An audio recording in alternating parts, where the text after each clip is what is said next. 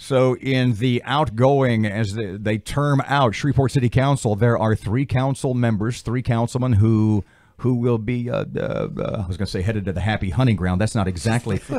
It's Jeff Everson is here along with Michael Corbin and Oliver Jenkins. Gentlemen, thank you for joining us. My pleasure. Pleasure. Great to be here. Thanks so much for having us. We're talking off the radio a couple of seconds ago. Our favorite spot for nachos is the Corby's Grill, the brisket nachos. I hear that. I need to stop by there. You know where the 2 best nachos, now I'm not trying to impugn anyone's nachos, but the 2 best nacho spots in town are Corby's Grill for the brisket nachos and Abby Singer's for the duck nachos. I agree on both accounts. Wow. We have similar nacho taste. Only you were in my district. There we go. How well did the 3 of you know each other, if at all, 8 years ago when you were incoming council fellas?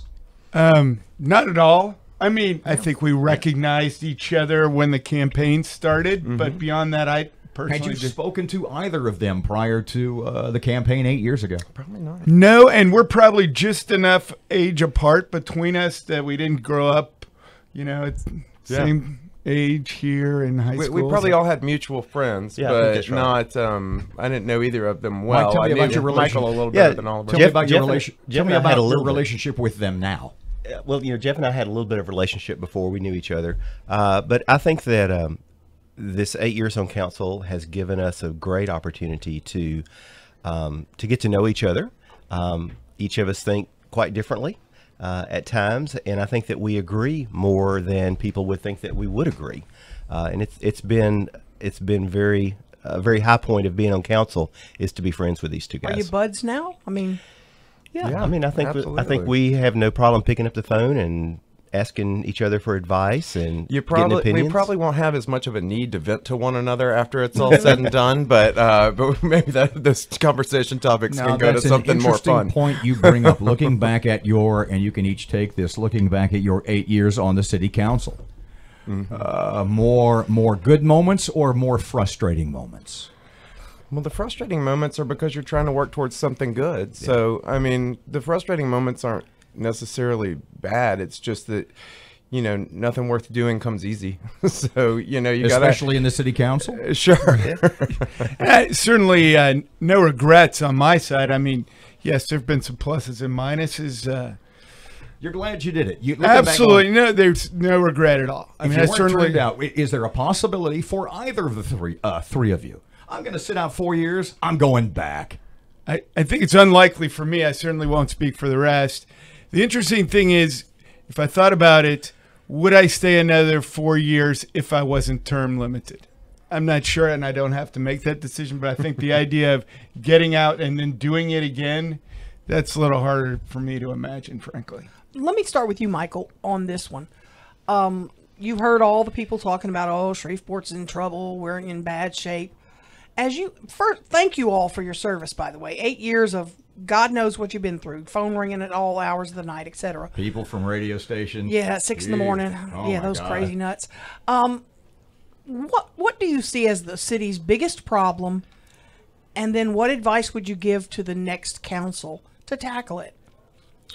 You know, I really think our biggest problem is we have a challenge with accepting this is what we want to be and moving forward with that. We seem to be a bit scattered, and we talk about economic development. We talk about development across Bayou. We talk about this or that. And we really got to get a little more focused, I think. Do we know what we want to be? I think there's a lot of people that are giving us suggestions of what we can be. You know, we can be a regional hub for healthcare. We can be many things in the region because of just of our location. But we can't compete with Dallas. We can't compete with New Orleans. We are unique, and we need to embrace that and really get a common mission and push for that and convince our citizens that, you know, there are good things here. Jeff, you agree with that? Yeah, I mean, I think one of the biggest problems that we have is right now, I think we're in a moment of transition in the way that people communicate. You know, we used to have pretty common, pretty shared means of getting our information. And in recent years, everybody gets their information, has their story a little different, digests conversations a little bit differently. So I think there's some disconnect on top of some of the pre-existing problems and some of those market pressures. I mean, this is not an easy time in the landscape of the United States of America to be a small-sized city. I mean, you know, the demographics nationally aren't in our favor.